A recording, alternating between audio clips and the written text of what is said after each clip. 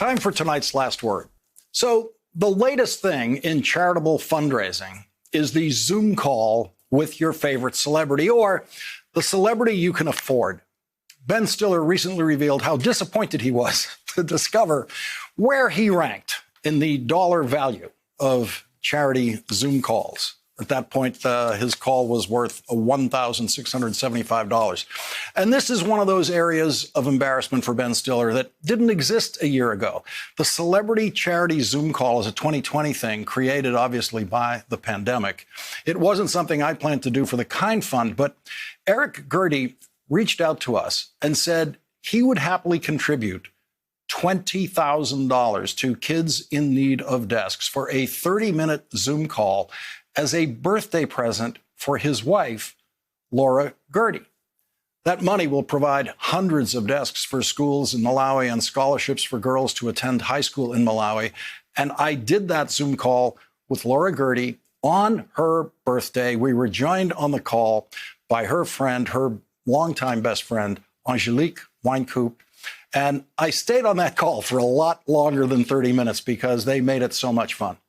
So far this holiday season, you have contributed $1,736,936 to the Kind Fund. Every contribution helps provide desks to schools and scholarships for girls to attend high school in Malawi. No contribution is too small. You can contribute at lastworddesks.msnbc.com. And tonight, to match Eric and Laura Gertie's generous contribution and to pump up Ben Stiller's price for charity Zoom calls, I am contributing $20,000 to the Kind Fund for a Zoom call with Ben Stiller. And joining us now for that Zoom call is the suddenly high-priced Ben Stiller. Ben, thank you very much for joining us tonight. And I just want to do this like, the celebrity Zoom call that it is. So what's the favorite movie you I don't know. I can't even think of what did you, by the way, on your celebrity Zoom call, what was the most uncomfortable question? Well, my celebrity Zoom call has not cashed in yet. The one that, that you were about. So, yeah. And so I haven't done it yet, but it's very stressful to me to think of things to talk about with anybody for 30 minutes. Let alone a stranger. I mean, even someone I've known for 10 or 15 years. So I'm going to have Laura Gertie give you a call because she's really fun, and the 30 minutes will fly by. And I'm looking forward to it. I think I'm happy to talk about anything. It's kind of for me. It's kind of like it's for a good cause. It used to be with these things you would donate like a visit to a set or a visit to a premiere of a movie, but since those things aren't really happening anymore. It's a little more one-on-one, and so I think it's a great thing, and I'm looking forward to it. I hope I'm interesting enough.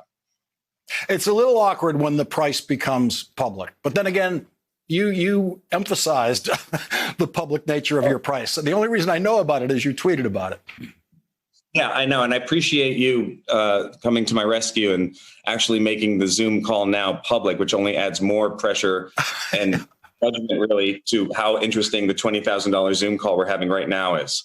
I wouldn't want to check your second by second ratings right now as to what's happening.